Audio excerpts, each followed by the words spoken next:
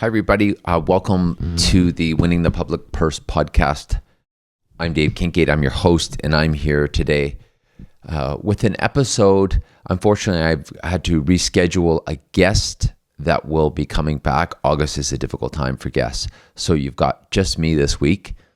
And I thought I was away this weekend and was kind of thinking through what to talk about. And grants in August is actually kind of a very interesting time. So I don't want to really talk to you about the practical steps. I'm going to mention them a little bit at the first, but I kind of want to talk to you about kind of more at a high level this week around how I've handled August in the past and how they're impacted on grants. So let me just say a few practical things first about August.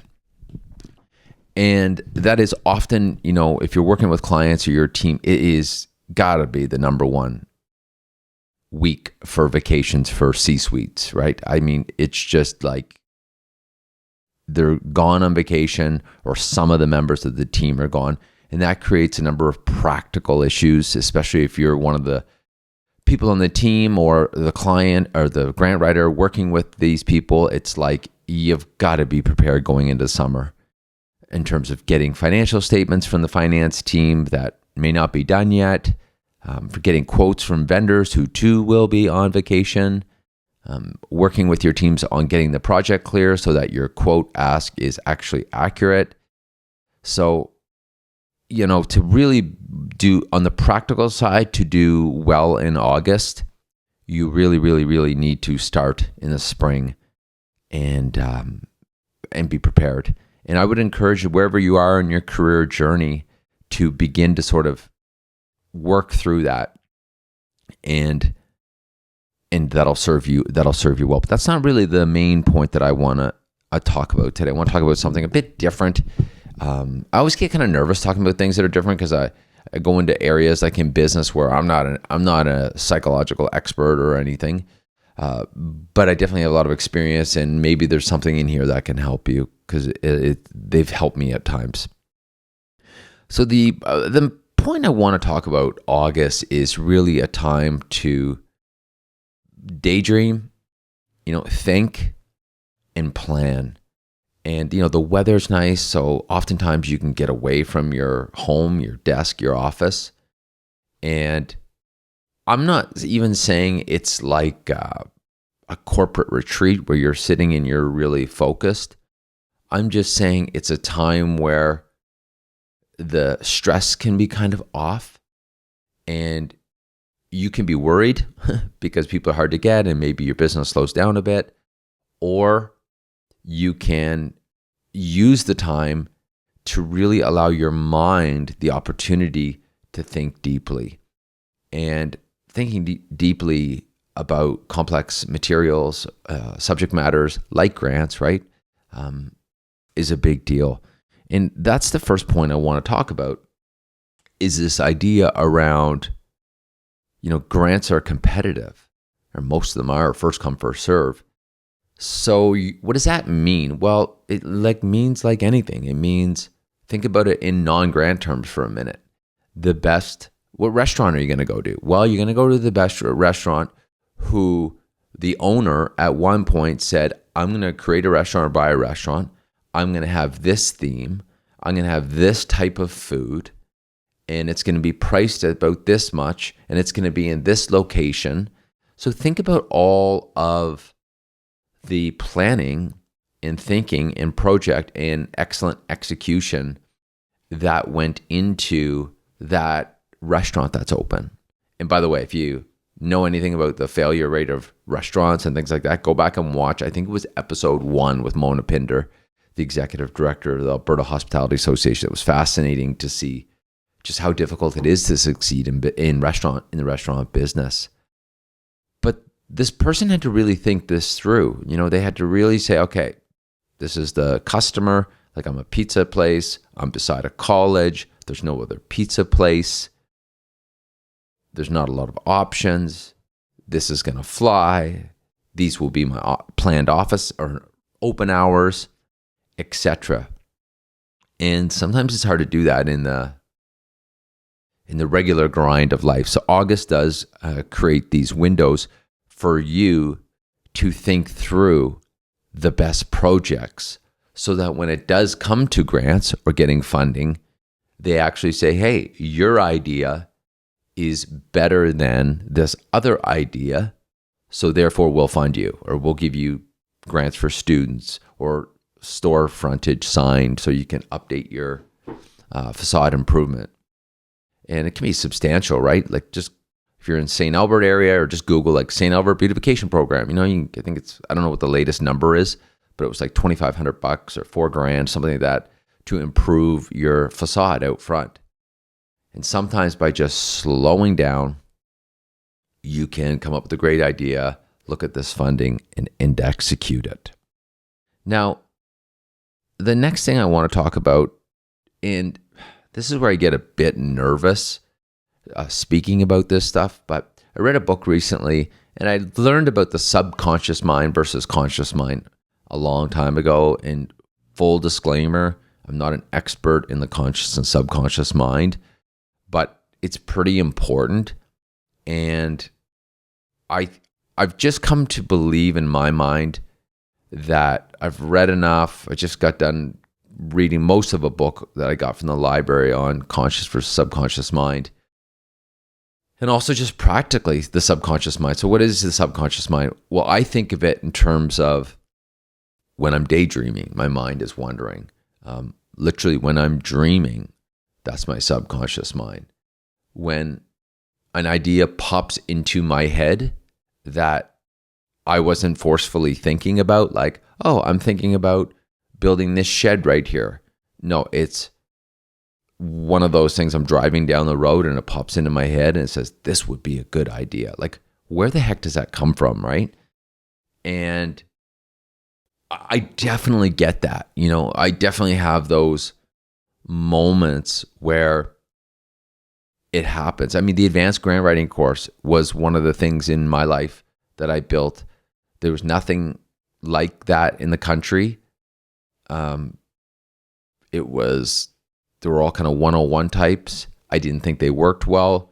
So I built this 21-hour course. It took me like 2 years. And, there was a lot of, not to sound I'm not trying to brag or anything, but there was a lot of doubt and a lot of like conviction at the same time that says, hey, I'm going to do this because it's going to make my grant writing better anyway. Like that was my fallback plan. That's where I got the conviction to finish it. Because like it has like 20 plus hours of videos and like 180 lessons now, plus the 21 hours of course. Like it's a large body of work. So the mental games that I had to do to come up with the idea, having, some people say, oh, it's not a good idea.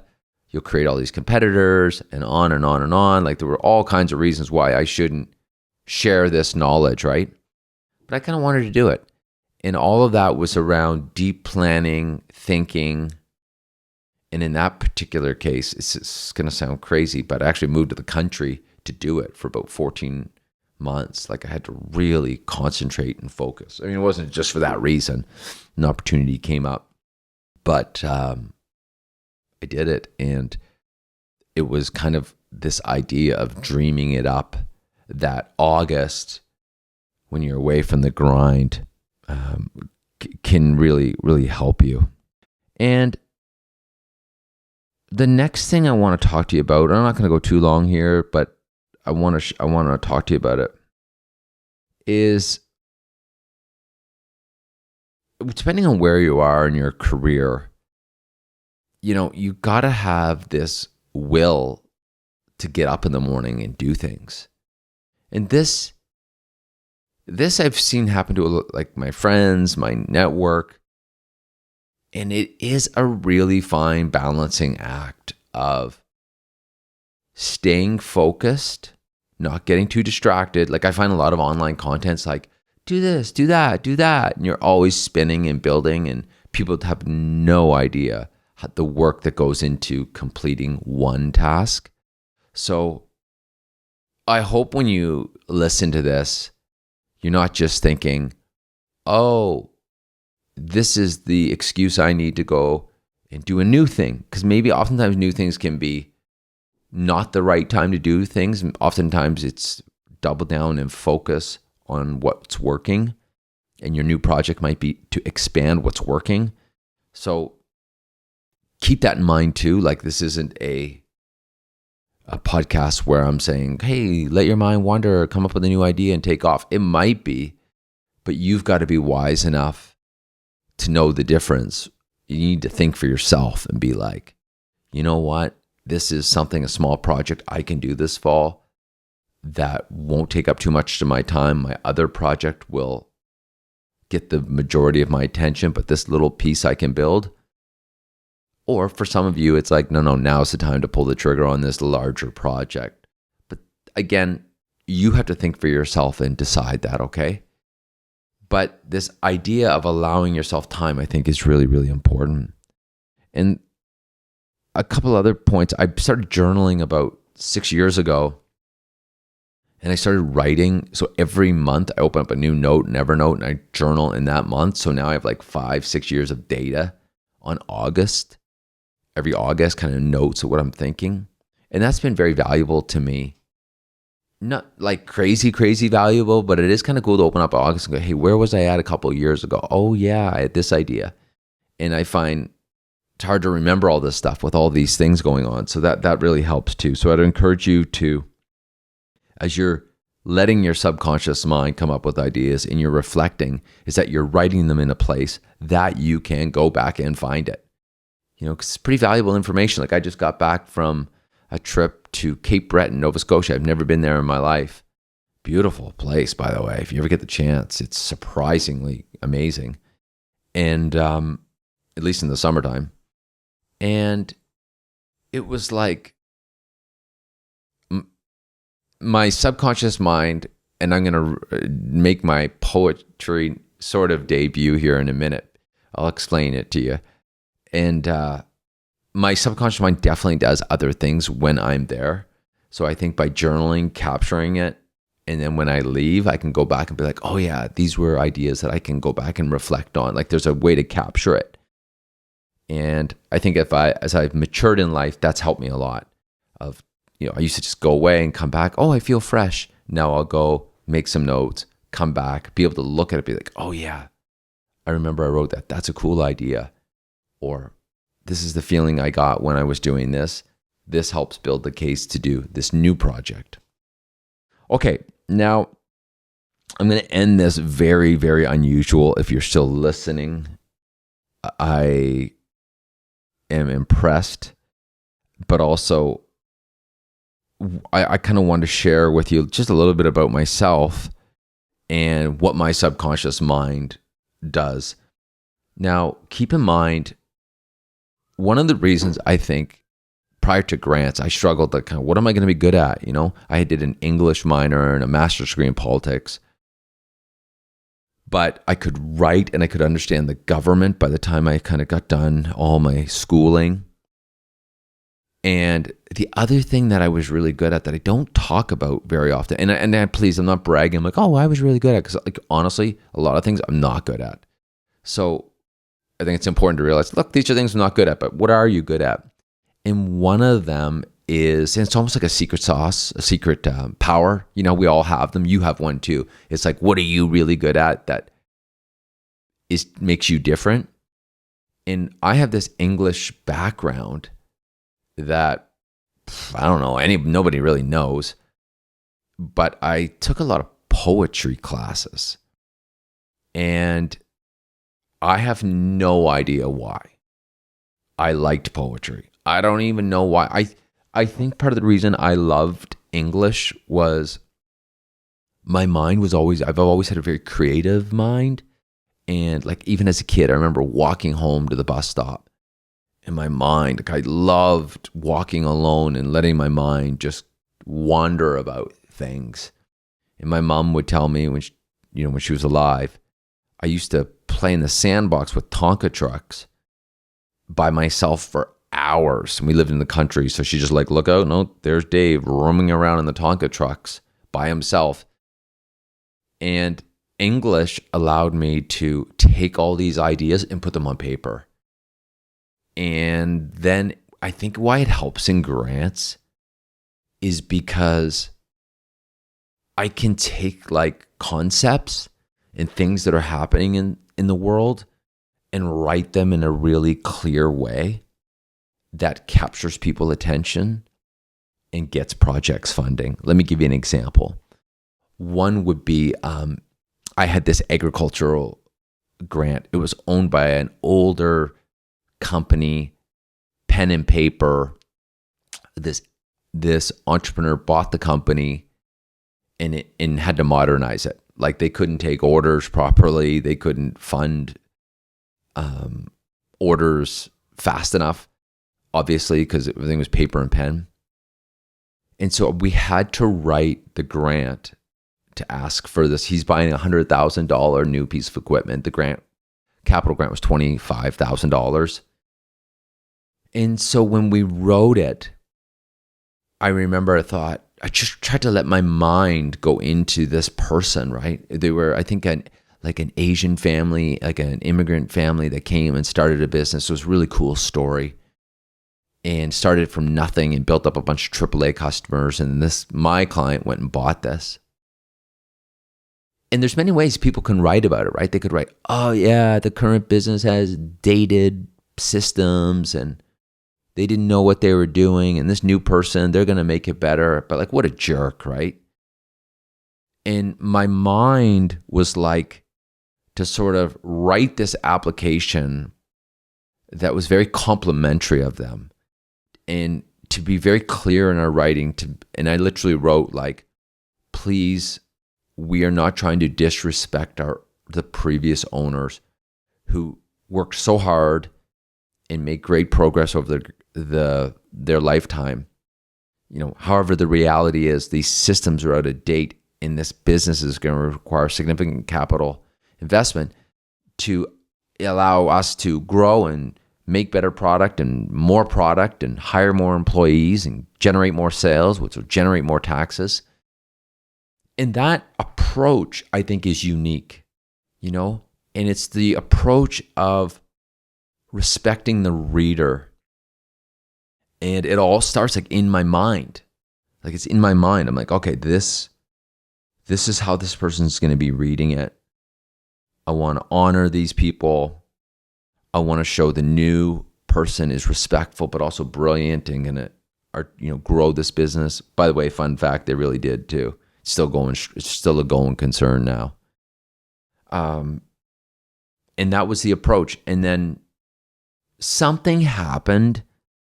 I can't remember the exact detail. He was initially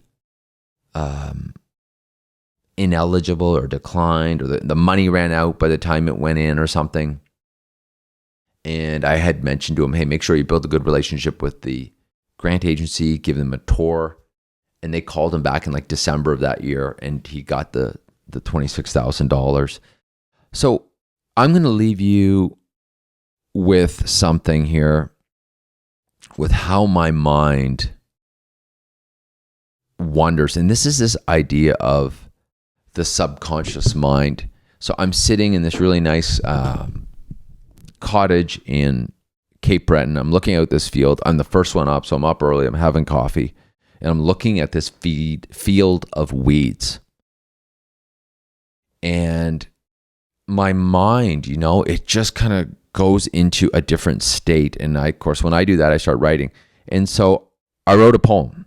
And the only other time I wrote a poem was for my mom's funeral, which I have a copy of as well. Maybe if like one person says, Dave, hey, if you want a copy of my mom's poem, email me at davidk@albertabusinessgrants.ca and I'll send it to you. And I won't stay up all night waiting for these enormous number of emails come in, okay? But it was a way for me to express when my mom passed how I could just deal with it. In fact, I wrote the poem. She was in New Brunswick. I went home to see her, wrote the poem. I had to flight out at like 5. I couldn't sleep because she had terminal cancer. and I left it on her chair for the next morning. And then I got in the flight, went home, and it came right back. And she died like 6 weeks later or something. I'm not even sure I left. It was all such a freaking blur. But anyway, an interesting way that I'm faced with complexity, and I wrote a poem, and I'm grateful for that. I don't know what I'm ever going to do with this. And maybe when I read you this current poem, you'll be like, Dave, it's a good thing you don't write more poems. But this is how it went. And I guess why I'm bringing this up to you, dear listener, is before we get it on paper, our mind has to create so much thinking and creativity has to happen, and then we need to capture it. So I'm sitting in this room in Cape Breton. It's like, it was like a farmhouse, 1875. It was so cool. And I'm looking out at this field, and if you know the weeds, those weeds that become yellow in the middle of summer, they almost look nice. They're like blowing around. And so here's what I wrote about this giant field of yellow weeds sticking up that I was sitting next to. Yellow weeds trick me. Crowded in bunch, they help the bees, but they're still weeds. Maybe a weed can be a weed, and I can be me, and together we can live side by side peacefully. But is this how I want to be, living with untamed wild next to me? Sort of how life will always be, learning to live faithfully with wild weeds all around me. That's it. That's it. And I went on my day. My buddy, one of my good buddies, it was his grandfather's place. It was a good buddy of mine from high school, and a couple of us went. And we did a hike after. It was a great day. But I want to just say that August is an important time for you, not just to do the practical stuff, but also allow the mind to do its work too. And it just seems unique, it's not something that can be forced. But I think it's a real thing, and maybe I'm crazy. So if I'm crazy, if you've got any thoughts, send me an email. Let me know, or leave a comment, whatever platform you're hearing this on. Love to know your thoughts. But I hope that through this, your August has become effective. I call it August Dreamin' Fall Winning. These are the times when you get these ideas down, get really cool projects, get them submitted, and you can win some big grants. I've got many alumni winning big grants.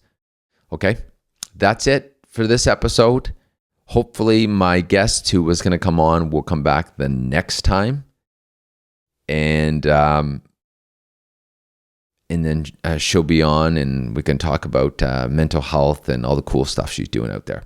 All right, everybody. Have a great day.